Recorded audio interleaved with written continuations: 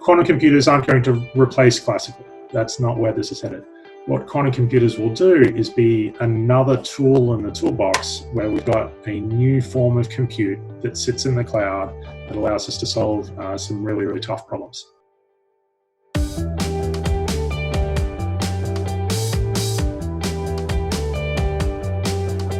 About having Michael Brett on, and he and I had a chance to talk a couple of times before this event, and again, I gotta admit, guys, I gotta confess, I'm kind of a geeky guy. I love the technology that can be used in business. I'm kind of excited about it.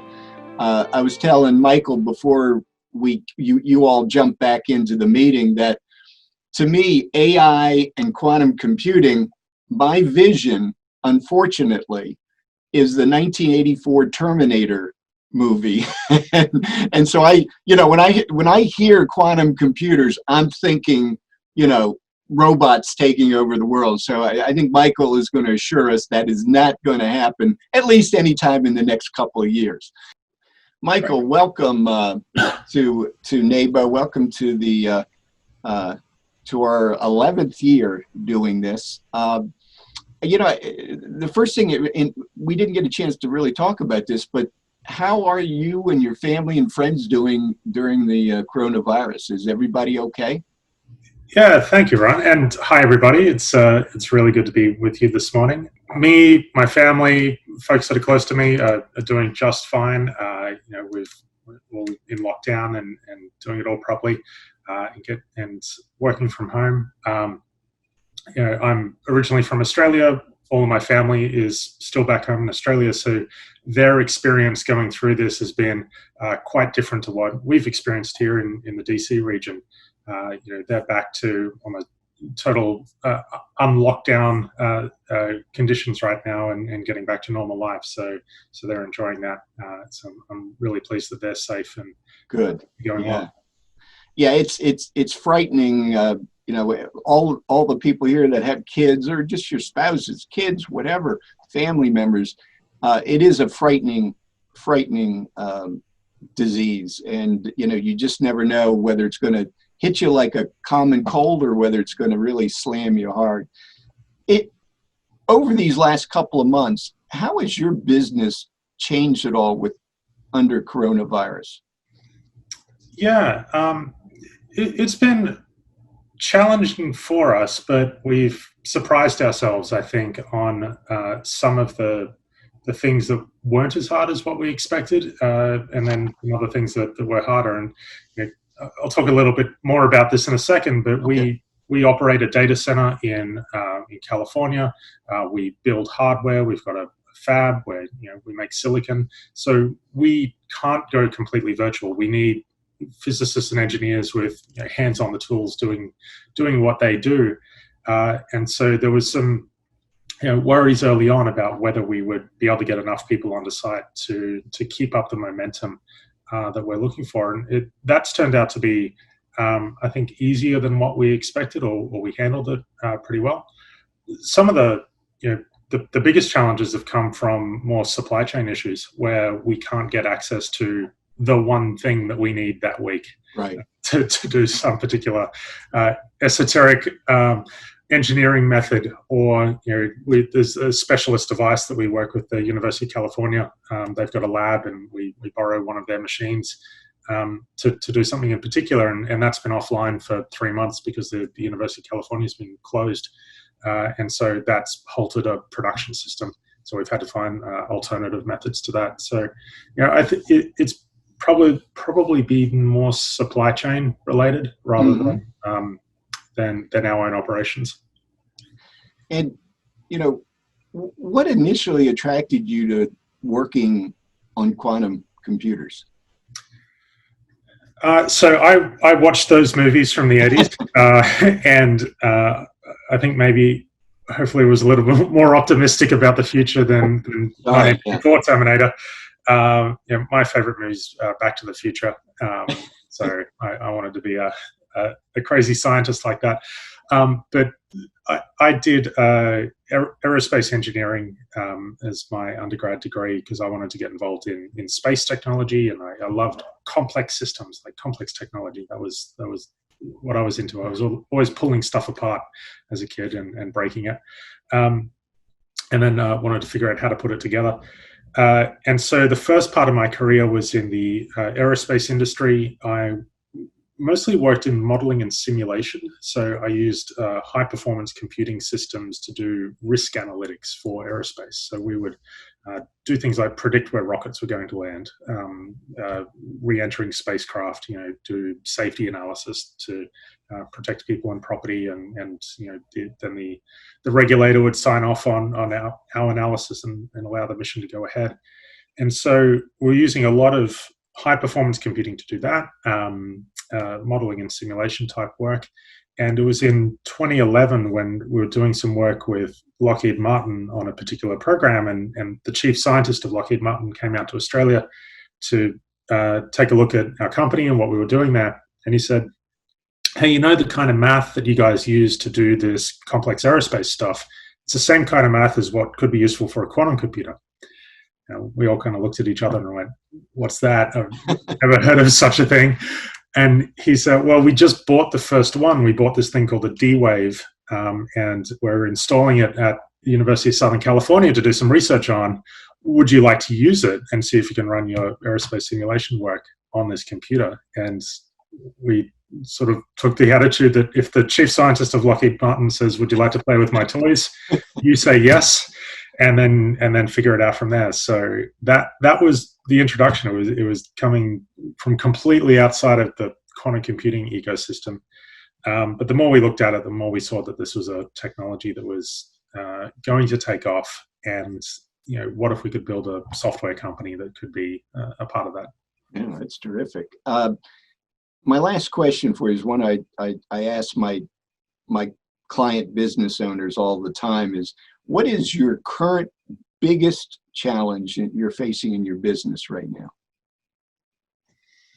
Oh gosh, we've got so many. There's the deep technology problems that we need to solve. Sometimes I joke that there are many ways to build a quantum computer, and there's all sorts of different companies taking each approach. Each one of them requires a Nobel Prize to be won in order for it to work. So we've got like some deep technical problems to solve. But I think it's at a business level, it's connecting with customers and working with them to understand what they could use this system for in the future. That's challenging. We know that this is a powerful machine, but what's the trade-off between any other way you could solve that problem, or whether it's worth solving at all? That's really tough. Good. Well, thank you for that. Listen, I'm going to turn it over to you now. You've got the floor. I'm really looking forward to not having a 1984 Terminator experience in the next few years. So you're giving me some hope here. So the floor is yours. This is just to share at a high level what we build at Rigetti and where this technology is headed, and hopefully I can put it in a frame that's as useful as possible to you as you think about the role of compute in your business going forward, and not necessarily quantum computing. So we'll certainly talk about that, but I think the frame to use here is, well, what is the role of compute and high performance compute and the use of data in your business generally? And quantum computing is a exotic high performance computing, far out kind of technology. Some of the biggest companies in the world are going to use this, but is it relevant to you? Maybe, probably not for a while yet, but certainly high performance compute can be relevant to you. And so that's something we'll talk about. So quantum computing and quantum technologies generally have really burst onto the scene in the strategic landscape in the past 2 years or so. So I mentioned, I got started in this technology from the technology end in 2011, founded my company in 2013. But it was in 2018-19 that the 6 reports that you see there on the right-hand side were released by governments around the world about the strategic direction of quantum technologies and identifying quantum technologies as a national strategic priority. So you see in the middle of the screen there is the US report. So that's the National Strategic Overview for Quantum Information Science that was put out by this administration in September 2018. And then in November 2019, the passage of something called the National Quantum Initiative Act, which is a piece of legislation from Congress, which put about $1.3 billion into quantum technologies as a national strategic initiative to do that work. And there's a little bit of a call here for treating quantum computing as the kind of technology that the US needs to be a global leader at, in much the same way that silicon chips were selected in the 70s and 80s. Like, we've got to be good at this. We've got to have supply chain capability there. We've got to have skills. We've got to be the leader there. But and then allies around the world. So you see the European program there, the UK program. Australia just released theirs, the CSIRO paper on the bottom left. The Netherlands and France, all in the last 2 years, have put out these roadmaps for quantum technologies as being a national strategic driver. And the reason why that matters is the 3 points on the left-hand side there.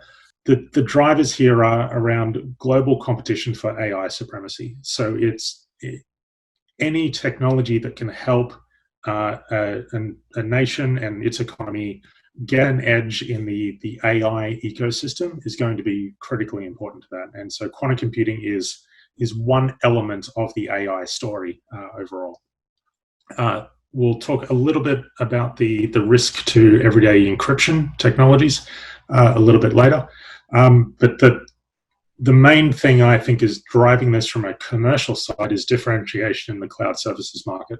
So right now there's a major commercial competition going on between Amazon, Google, Microsoft, Alibaba, Oracle, Baidu. The cloud market is so intense, it's growing so quickly, and every major cloud services player is looking for some kind of differentiation that they can offer to their customers.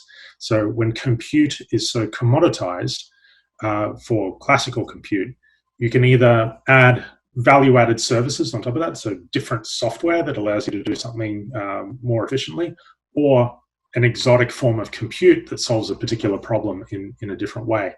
And that's what quantum computing is to the major cloud service providers. So whether it's Amazon or Google or Microsoft, they are looking to get more exotic forms of compute into their clouds to be able to offer it to you and to all of their customers to differentiate that offering and attract you to their platform. So what is quantum computing? What you see here is a wafer from a silicon fab that Rigetti runs, and that is each one of those little squares on there is a quantum computing chip that comes out of our fab. And so we dice that up. You can see here on that one integrated circuit, there's the sort of cross that you see. Each one of those tiny squares is one quantum integrated circuit. And then if you look even closer, you can see little tiny squares sort of in a sort of spiderweb pattern that runs around. Each one of those squares is a qubit, a quantum bit. And what we build at Rigetti is a particular type of qubit called a superconducting qubit. And you can physically see it. So when you hold one of these chips in your hand and you look at it with the naked eye, you can see the layout of that chip and each individual qubit that's on there with the style that we built. And what's going on here is that we induce some current in each one of those little squares. And with that current, we're able to manipulate some quantum properties on there to do some calculation work. So it's really quite interesting for us. I think that when you look at a modern classical computing chip, something that Intel might produce, or if you ever opened up your phone one day, you can't see these features with the naked eye anymore. They're so small. But on the types of chips that we build and some of the other quantum systems out there, the features are large enough still that you can see it with the naked eye and kind of appreciate the elegance of the design and some of the features that go into it. So that chip comes out of this fab. So in Berkeley, California, we've got a dedicated fab for building quantum chips. A lot of the equipment that's in here is equipment that was common in the most advanced sort of Intel fabs in the late 2000s, late 90s, early 2000s. And so we're repurposing this equipment to build quantum chips. And then we take those chips out of that fab and we drive them up the highway to Berkeley, California, and we install those chips in these funny-looking contraptions. This is inside our data center, and the white cylinders that you see there, which are about, each one of these is about the size of an elevator car. Each one of those white cylinders is something called a dilution refrigerator. And what this does is cools those chips down to their operating temperature, which is about 15 millikelvin. Now, zero Kelvin is absolute zero.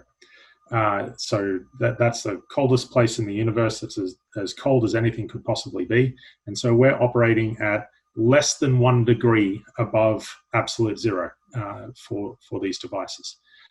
So it's extremely cold. They're operating inside a vacuum.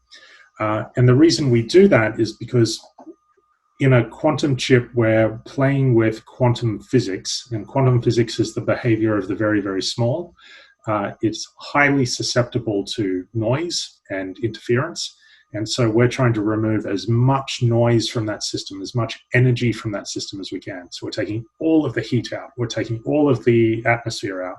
We're shielding it from all sorts of background radiation type rays, and trying to create as pristine an environment as we can for the chips that are operating in these fridges, and then controlling them and doing computational work. So at Rigetti, we've got a number of these fridges.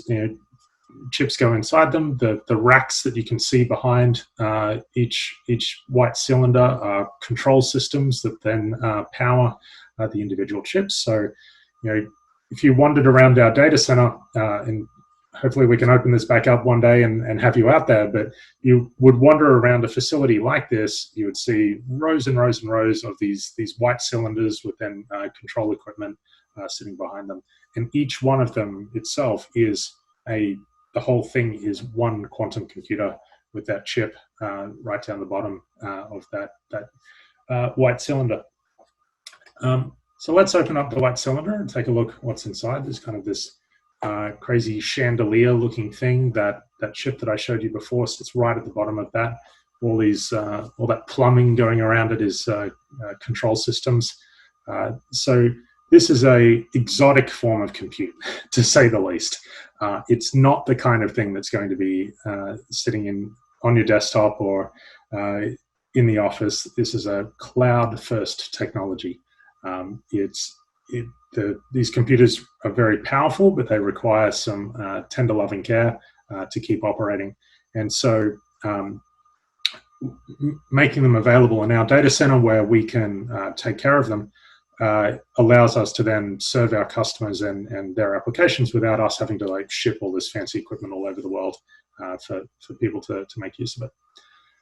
So quantum computing is here today in the cloud. Rigetti launched its first computers into the cloud in December 2017, and then every couple of months for the past 2.5 years, we've been improving the quality and capacity of those chips that we offer to our customers. So I think we've launched just a few weeks ago I think, our 9th computer into the cloud. Each computer that we've launched has been improving in its capability and quality.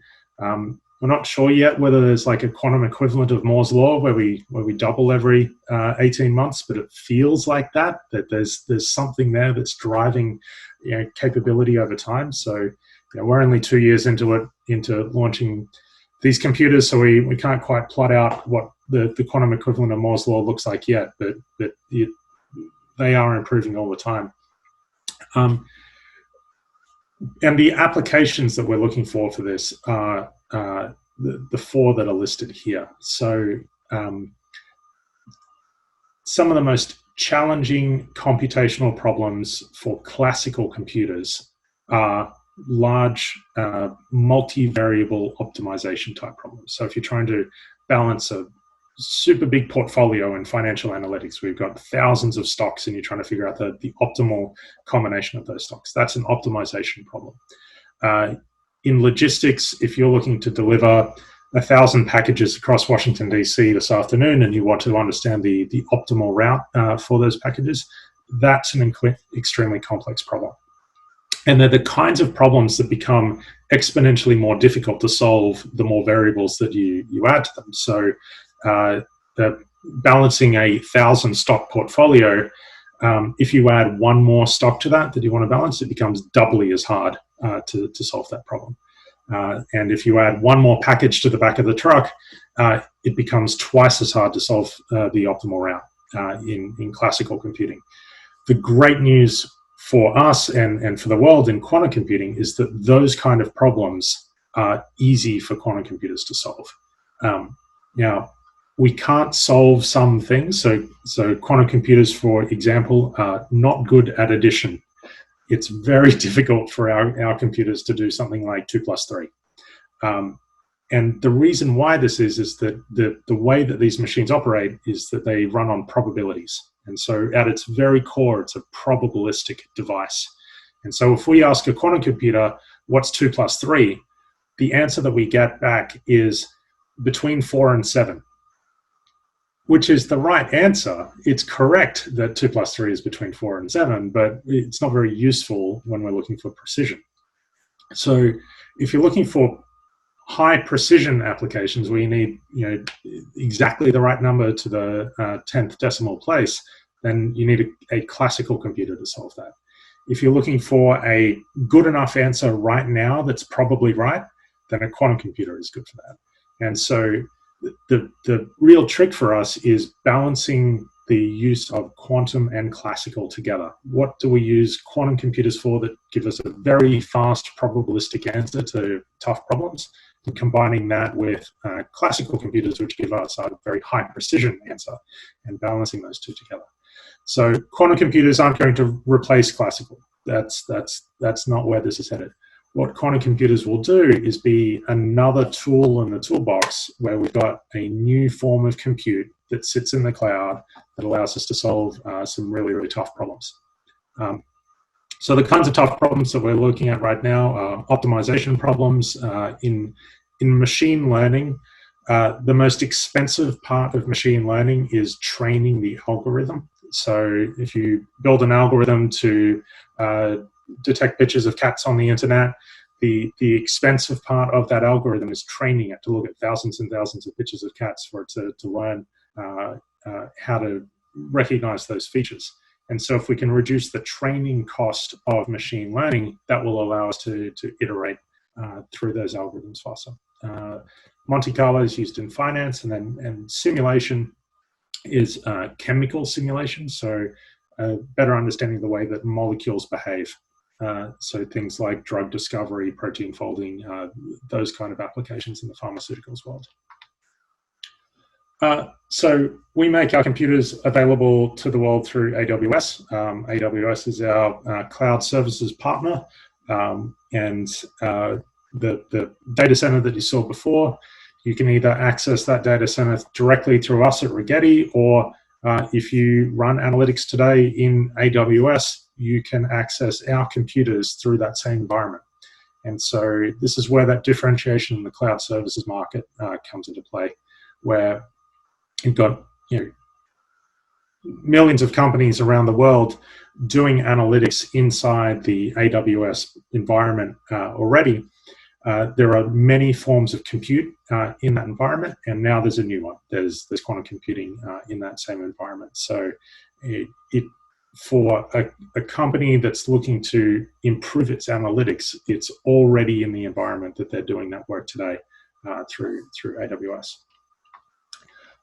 Just to give you, I've only got 2 more slides, and they're on the financial services market. So we're doing a lot of work in financial services right now. The big banks use a lot of compute to do their work. They're doing things like portfolio construction, risk analytics, anti-money laundering type analytics. They're using a lot of optimization problems and a lot of machine learning problems. And so that's exactly the kind of applications that we're good at. And so this chart is just to give you a sense of the momentum that's behind this right now for these different applications. Each one of the banks that's mentioned here is doing some work in quantum computing. So the green is that they've publicly